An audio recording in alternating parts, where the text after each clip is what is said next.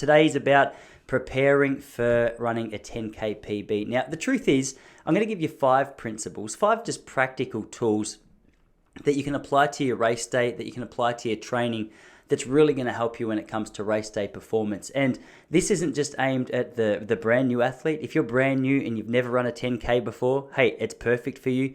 If you've run a couple of 10Ks, you're just trying to improve that time, it's perfect for you. If you're a 3-time Olympian and you're looking to improve, this is perfect for you as well. These are universal principles that are really going to help. And the good thing is no one's excluded from the improvement. I think sometimes with running, sometimes it's not the most miraculous advice that transforms the things or transforms our running. It's the simple things that we do consistently. And I wanted to say that at the gate today, just to make sure that you don't feel as though you're not qualified enough or you're too qualified for this. Hang around. It's some food for thought. I think it's going to be hard to argue and hard to disagree with. If you've got anything else that you'd like to add, if you think there's anything else that has really helped your performance, make sure you shoot them across to me on Instagram, our Relaxed Running Instagram account. I'll make sure I post a couple of those as pictures or as quotes on the main page. Give you a shout out and thank you for them because obviously there's so many elements of our running that we can transform to improve our performance. But I've got 5. I did some brainstorming this afternoon and I was thinking about when I ran my fastest 10K time, which was 2011. I didn't run a whole heap of 10Ks, but 2011 I managed to win the Melbourne Marathon 10K championship, I guess you call it. There's about 10,000 athletes in there, and I just had the race of my life. I was running against some blokes who, one guy had run about 28 and a half minutes, and I felt going into the race that I was a little bit, a little bit out of my depth. I remember being on the start line and looking at Ben Ashkettle, the bloke, the 28-minute man, and thinking, gee, this guy's very good. But I tried to remind myself of a number of these things that I'm about to walk through with you on the start line. I tried to get myself in the best shape. And then I felt like I executed the race really well. So for me, I beat athletes that day who were more talented, or at least more, their PB suggested they were more talented over the distance. But I think that was based on some psychological things that I was doing and based on just executing a really good race plan. So as I said, regardless of where you're at, these are helpful to you. So with that all said, let's get into it. The first one is course selection. Now, I said before that these are not necessarily mind-blowing recommendations, but they're nice little reminders before we go into a race, especially if you're running a road race. So many road races are hilly and windy. Like if you have a look at the New York Marathon, for example, it's not known for its super fast times because it's got undulating hills, it's got quite sharp turns. It's no surprise that people aren't running their fastest times. If you want to have a good fast time, you're going to want to find a course which is, more suited to running fast, a flatter course, even a slightly, a course with some longer, slight angled downhills in it's a really good chance to pick up the speed. So do a little bit of research before you just go out and think, all right, I want to run a 10K PB, and you stand on the 10K start line of a trail race. Have a look around at the races in your area which have got a reputation for being fast. To do that, just have a look at race results over previous years, or ask people who are around your level where they've run their fastest 10K road race. Because if you just start to get a little bit of an overview of some of the courses that lend themselves to faster times, as a foundation, what a beautiful place to start. So many people lose confidence finishing a race, and I've had people message me before saying I thought I was a lot better than what I proved myself to be on the weekend. I'd been training at a certain pace, and then race day came, and I just didn't seem to be able to maintain that pace. And I would say, all right, well, tell me about the race. Where was it? And I'd have a look at the race and I would go, okay, well, you might not have had it. Maybe it was an amazing day that you had because it's quite a hilly course. And weather goes into that as well. Maybe go plan for a city race where it's, the city might have a bit more of a reputation for being still, for being sunny. Think about Eliud Kipchoge when he ran his sub 2 hour marathon. There was all of these facets which were being included. Like the course selection was huge. The people that he was running with was a huge factor. You can't rule it out, but so often we do. So have a look, maybe plan a holiday up to the Gold Coast. I know Gold Coast can lend itself to some, this is if you're in Australia, obviously, can lend itself to some pretty fast times. But if you're not in Australia, find some courses that tick these boxes. We want flat, ideally we want warm, but not too hot. And also a race that's not just going to have people who are 5 minutes ahead of you. I'll talk about that in a couple of points. Find a nice little space, a nice little group that you can tuck in with, and that's a really nice place to start from. The second thing, and just as important, in fact, probably more important than the first thing, is understanding the style of training that you need to do for 10K. Obviously, when it comes to distance running, there are infinite ways that people seem to train. But when you think about what you're trying to achieve in a 10K, well, obviously, it becomes quite clear what you're going to need. You're going to need some serious endurance or some solid endurance. And it's also not just a jog. So you're going to need some speed endurance. So roughly, what does that look like as an overview? As I said, we've got training programs at Relax Running if you want to get more of a detailed overview of this. If you're on a budget and you didn't want to spend any money on a training program, feel free to shoot me a message and I can help you just with the basic structure of your training. But essentially, what you're going to do is you're going to be wanting to do a long run. Now, depending on the level that you're competing at, depending on your fitness level, I always recommend for a distance like 10K to make your Sunday long run a longer distance than that 10K. So, if you're at a fairly reasonable level of fitness and you could build that long run up to sort of 14 to 16K, that's really nice because deep down in the back of your mind, all of a sudden that says, well, the distance is no dramas. And once that distance is understood in your mind as being no problems whatsoever, at least you've jumped that hurdle. You don't have to stand on the start line going, I hope I can run this far. You've got that box ticked. And once you've done that, obviously you do a couple of lighter runs during your week and maybe a slightly longer than your midweek run on a Wednesday, maybe sort of 45 to 60 minutes. But you're going to want to do some speed endurance as well. So I always say with a speed endurance session, it might be 8 by a K, it might be 4 by 2K, it might be 3 by 2K, it might be 8 by 400 with a 200 meter float. That was a pretty famous session that I used to do up in Ballarat with Steve Monaghetti's group. It could also be a monofartlek, speaking of Monaghetti. Now, the idea with a training session like this is to get comfortable running at a pace which is faster than what you're hoping to run on race day. The reason we do that is because there's no worse feeling as a runner than getting out on the start line or getting out on the course and being 1K in, looking down at your watch and realizing that, okay, you're on your target race time pace, but the pace feels just unbearable. It feels really difficult. So having some sessions in your legs where you're running at a faster pace, it just makes that pace that you're hoping to run, which is going to be a PB if you can maintain it, seem so much easier. And if you can feel as though the pace that you're running is easier midway through a 10K race, then mentally, it's such a beautiful place to find yourself. It's such an encouraging place to find yourself. The flip side, the reverse of that is true as well. If you get 2K in, you're like, I'm redlining it here. That can be a pretty nasty thing. So make sure you're balancing some longer work with some shorter, faster work.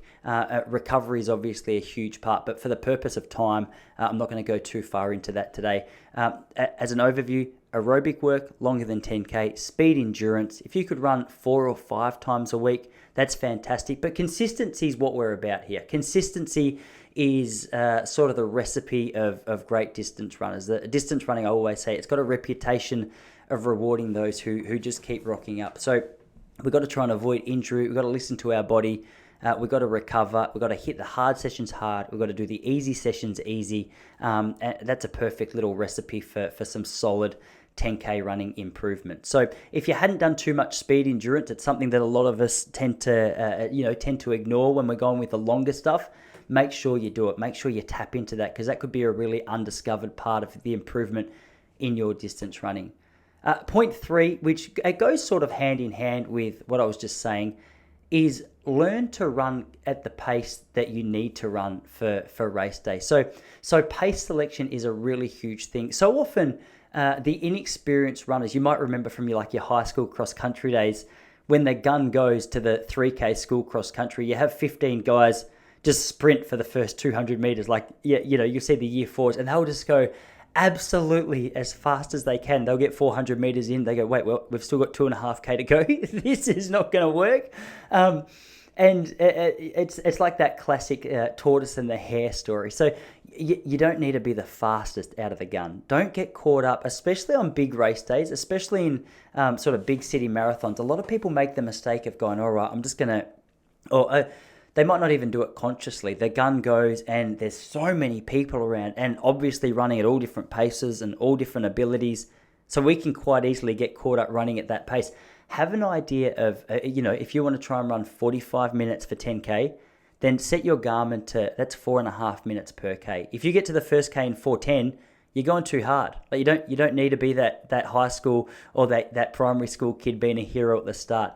You want to get 3/4 of the way through your race and still feel as though you've got something in your legs. So don't spend all your energy in that first couple of Ks. I always used to say that I wanted to get to 5Ks feeling comfortable, relatively comfortable. Like you're obviously going to be pushing yourself, you'll be breathing, your heart will be pumping, but you're only halfway through. So if you can get there going, all right, well, I'm even if you're slightly off the pace that you set for yourself, if you can get halfway through a 10K race and go, all right, look, I'm 20 seconds off the pace than I need to be, but I feel fantastic. That's a way better place to find yourself than getting to 5K and being like what I was halfway through my marathon a couple of years ago and going, oh, I've misjudged a lot of things here. So that's a really big thing. The second thing is that might help you as well is if your race has a certain, at the big city marathons, how they'll have certain pacers who are going out to try and help people run a sub 3 hour marathon or a 3.5 hour marathon or a 2.5 hour marathon, whatever it is that you're trying to do. Find out if that exists at the race that you're trying to run, because what's better than having to look at your watch every kilometer to see if you're on pace is not wearing a watch and just sitting with an experienced pacemaker and going, all right, this is where I need to be. And as long as you're in or near that group, that's a pretty cool place to find yourself. Also, what's beneficial about being in a group like that is it's easier to run faster than it is just being in, no man's land by yourself. I always used to be amazed at when I would train for a 1500 or a 3K, it felt a lot harder. Like 60 seconds per lap when I was training felt pretty hard. But then I would get out into a 1500 meter race and all of a sudden 60 seconds per lap was, oh, look, this is much easier than I remembered. So the same is true for you. The fourth thing is tinker with your nutrition in your training. You wanna go into race days and big sessions knowing that you're well fueled and knowing that whatever you're eating, knowing that whatever you're eating is something that works well for you. So for whatever reason, there's a lot of different foods that suit different kinds of people. I run really well with oats in my tummy. A couple of hours before a race, I might have half a cup of oats or 3/4 of a cup of oats because I want something which is high in carbs. Oats are also relatively high in fiber, so that might not sit well with you. But that's the whole purpose of practicing different foods throughout your training. Now, I can put you in touch with some really good nutritionists like Ali McLean, who we've had on the podcast, to help you navigate that for yourself. But don't get to race day and try a brand new breakfast. Also, have a look at what time your race starts. Like if your race is starting at 10 a.m., have a practice in your training eating about the same amount of time before your training session as what you would before that race. So you might find that a couple of Wheat Bix 3 hours before the race is a perfect fit. You might find that a bigger meal 6 hours before is a better thing for you. So once you've got an understanding of what time the race starts, you can start to prepare meals for around the time that you would hope to eat before that race. But I guess the key thing or the main point from that whole conversation is don't surprise yourself too much on race day. There's enough to organize, there's enough to navigate come race day. Make diet one less thing that you have to think about. The other thing is, and the fifth and lucky last, is your race kit. What are you wearing? What shoes are comfortable? What shorts are comfortable? What singlets comfortable? You don't want to be that bloke run over the line with like the blood-stained singlet because your nipples have had a really bad response to the fabric that you're running in. Find out what the most comfortable shoe is for you. Find out what the most comfortable shirt and shorts are for you. Do you need a hat? Do you like running with headphones? Is it cold where you're going to be running? Would you like gloves? Are you going to do the Stewie McSwain and running the arm warmers no matter what the temperature is, because it just doesn't matter. You just run fast if those arm warmers are on. Do that work before you get to the race course, all right? If you can get there and you know that you're comfortable, that's such a nice place to be. Actually, I mentioned this a couple of weeks ago. I'll add this as a little bonus extra, is make sure that you've got your bag packed well and truly in advance. You don't want to be spending any mental energy before the race trying to figure out exactly what you should be putting in your bag. Just know, have a checklist. Once it's in there, you're set. You're ready to go. So guys, quick overview. So course selection is huge. You want to run a 10K PB, you want to make sure the course that you're on is flat, it's not too windy, it hasn't got a reputation for being wet. You want to make sure the training is obviously probably the most important thing. So if you've got no guidance, stop guessing your way through. It doesn't have to be through me, but get yourself a coach. Reach out to someone who knows about planning for big races or for a big goal race, or at least planning for the distance that you're trying to run. If you can get that training right, that's the main part. And obviously, every individual is different. So you're going to need a unique blend of speed and endurance to suit you and your experience. Just copying whatever you find Eliud Kipchoge doing might not be the best thing for the long term. So with consistency as our plan, make sure that you're thinking about the balance of training, recovery, speed and slow. The third thing was pace practice. Make sure you're getting plenty of practice running at the pace that you need to be running. Don't leave that as a surprise to race day. Find yourself a group. Nutrition and the clothing. Really huge focus points for any big city marathon or for any attempt at a PB. If you've got any questions, guys, please make sure you reach out. Jump over to relaxrunning.com. If you hit the contact box there, that email goes directly to my inbox. So feel free, even if you've had a question that you've wanted to ask for a long time, shoot it through. I'm more than happy to help. It'd actually be nice to meet some of you. I can see there's thousands of people who tune in, and I only ever speak to a couple of you here and there. So it'd be nice to get to know you anyway. I'd love to hear about you, your running, your story, or even if it's the kids, your own kids that you're helping out, or some of the athletes that you're working with. I'm more than happy to offer any guidance that you might feel is valuable. So reach out. If you do have any races coming up, best of luck with it. And hey, let me know how you're going. Would love to hear about the times that you're running. Would love to hear about your goals. It'd just be a nice opportunity to get to know you. So good luck. Let me know. Keep in touch. And as I always say, if there's anything I can do to help, relaxrunning.com is where you can reach out to me.